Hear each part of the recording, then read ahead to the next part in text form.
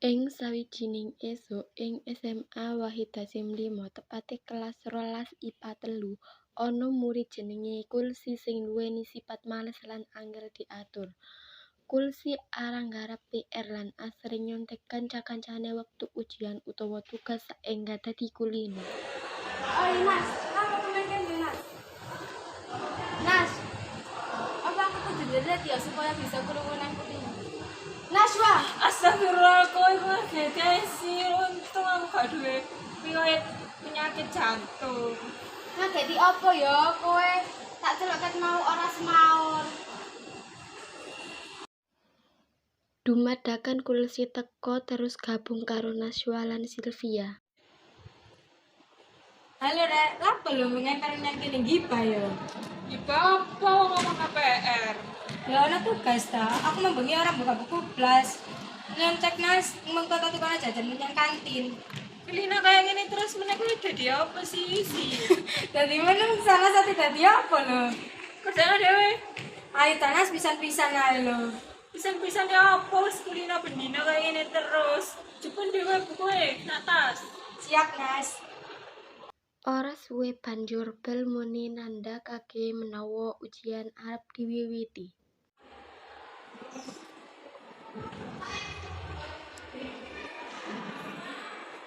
Assalamualaikum Ustaz. Waalaikumsalam.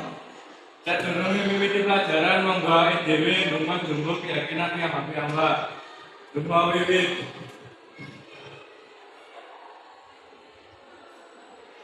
Ana tugas dari minggu ini. Wonten, Pak. Wong gereja, saiki paling ulangan basa Jawa yo. Bapak kelingan minggu ini Bapak ngabari dina iki bakal ana ujian. Sapunika didhapipun ujian basa Jawi. Tugasnya dikumpulake dhisik banjur awake dhewe wiwit ujian. Nggih, Pak. Kulsi, apa kowe wis sinau materi ujian iki? Aku durung sinau. Durung sih, tenang wae karena Dimas karo Naswa. Dhewe iki kabeh pinter.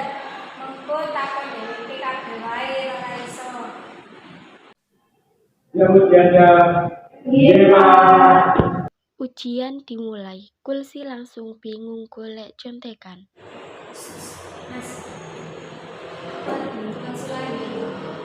Naswa meneng ae ora nanggapi. Kulsi langsung ngetokke bukune lan dideleni ngisor meja. Kowe kok ndelok buku? Iya, aku ora iso ngarep. Kowe tutup cangkem yo, mengko tak conteki. Iya, nanging ketahuan aku ora elok yo. Pak Farhan curiga marang Kulsi amarga Kulsi terus neleng ngisor bangkune. Kursi, ya kowe dari Indonesia terus ana apa iki kamu? Kenapa, Pak? Pak Farhan mriksa bangkune Kulsi lan nemu buku basa Jawa kang kebuka. Pak Farhan langsung ngongkon Kulsi kanggo metu lan nyuwek kertas ujiane Kulsi. Apa iki Kursi? Saiki wae ujian. Kudu teko kelasku dadi hukuman gawe kowe. Lan Kursi kelas iki marine ulangan lan nilaimu 0. Pak Farhan langsung metu saka kelas 12 IPA 3 tanpa ngucapake opo wae. Kulsi ora ninggalake hukuman kang diwenehake Pak Farhan nganti teka ing jam istirahat. Kulsi menyang kantin dhewe ora ngajak Naswa lan Sylvia. Nas menyang kantin ora? Males sih, nang aku kowe. Ya wis ah, saya Nas, Kulsi wae ngomong arep ngelatih awak dhewe, nanging kok dheweke budal menyang kantin dhewe yo. Alhasil, kowe percaya dheweke ta?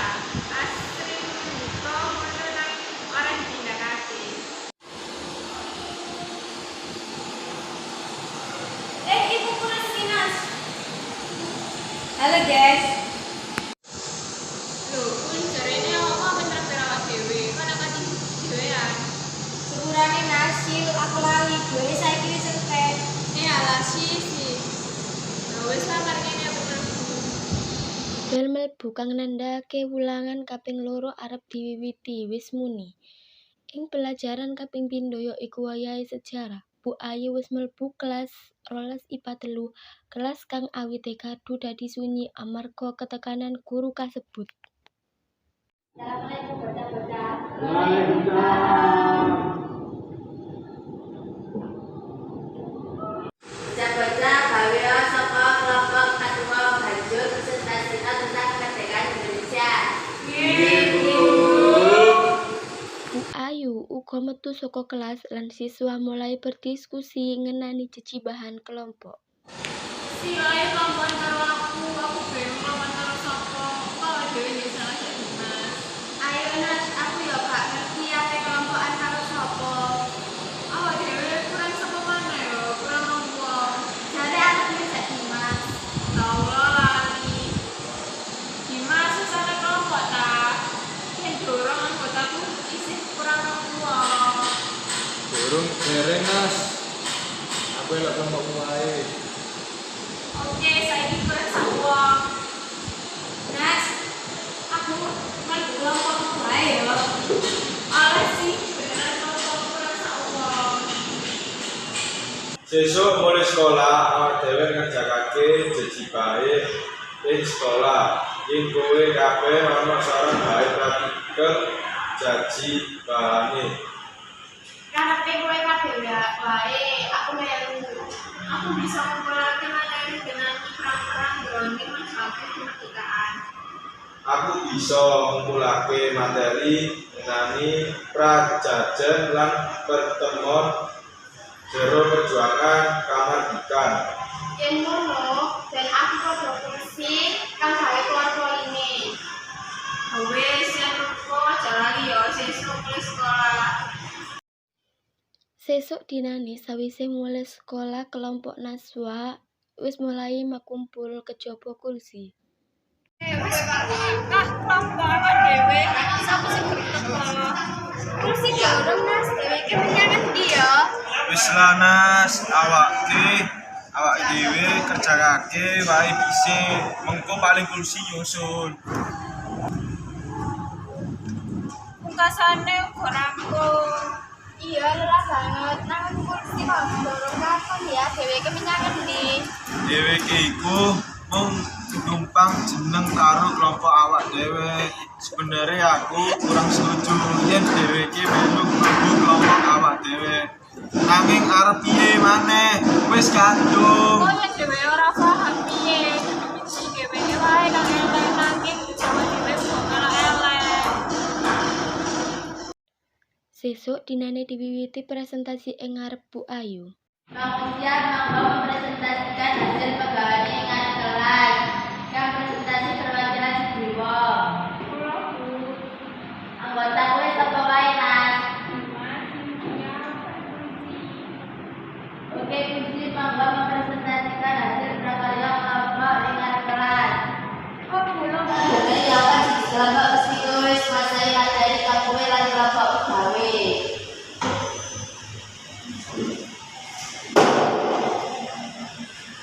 Jadi sejarah kemerdekaan diwiwiti karo bener ya Bu, bener ya kowe kabeh ana lahan jejibahan kan kelompok kowe kabeh dhewe Sylvia, Dimas sama bener kursi melu dalam jejibahan.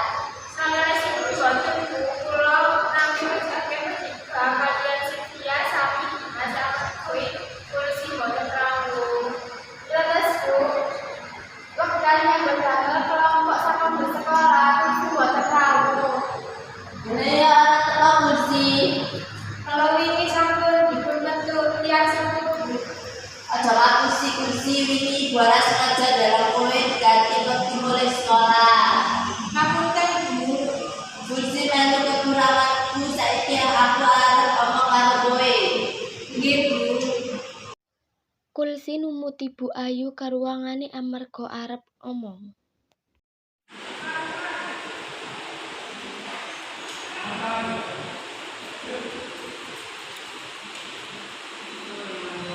Kowe arep tekan kapan kursi gawe masalah terus niki karo Pak Dimas saiki karo Ibu.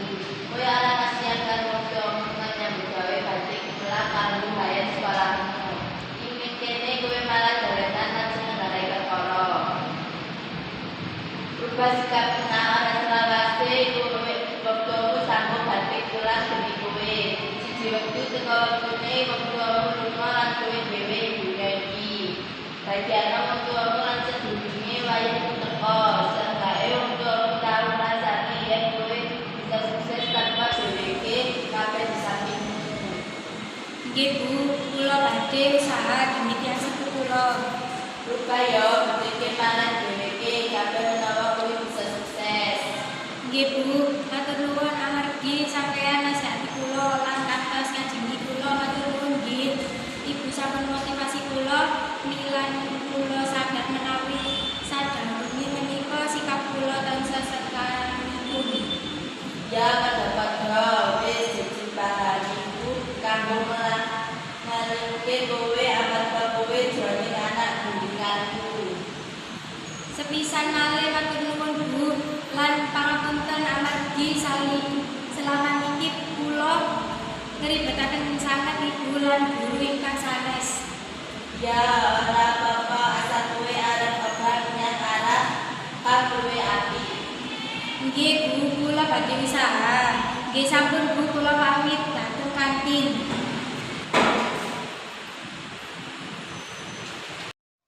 Sesuk dinane Kulsi budal esuk menyang sekolah lan manggon bangku ngarep. Kulsi kang lagi nunggu bel mlebu sinambi sinau lan kanca sekelase ngrasa ana kang aneh karo sikape Kulsi kang ora kaya biasane. Assalamualaikum. Duh, si tumben kowe kok sinau biasane uga milih kanggo dolanan utama oblonggo menyang kantin. Bener sih Mas. Kesambat apa kowe dadi sregep ke ini? Emang gene omongan jajal kan dadi luwe apik. Apik lah yen mangkono. Bel mlebu muni. Kulsi langsung nyiapake buku kanggo ulangan jam kapisan.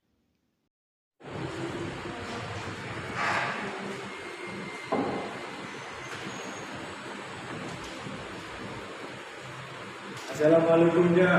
Waalaikumsalam. Sadurunge wiwiti pelajaran wong gawae dhewe ndonga jaba keyakinan piyambak-piyambak. Donga wiwit.